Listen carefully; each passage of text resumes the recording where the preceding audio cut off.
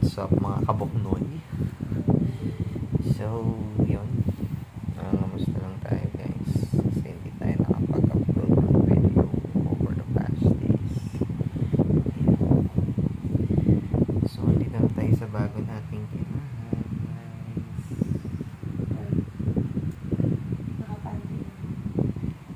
Talagang sinabi niya guys sa video. Pero okay lang yan.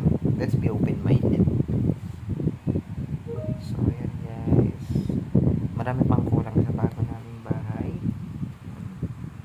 Parang yung mga gamit. So, syempre, nag-inis pa kami ng mga gamit.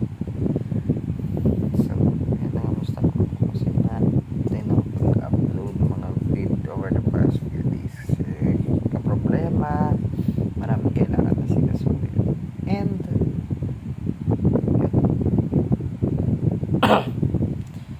by the way, kamusta naman?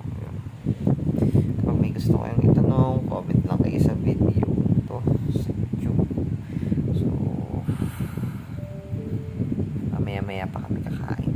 Nag-request na si Mrs.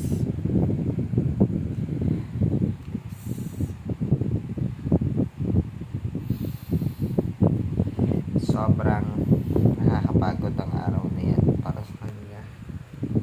Kasi guys, ano yan, 6 na natulog. Nagtiklop ng mga gamit para hindi daw makalat. Saludo ko yun sa misis ko na ako sa. So anyways, bago ko tapusin yung video, yan, shoutout sa mga kapwa namin call center agents na laging puyat and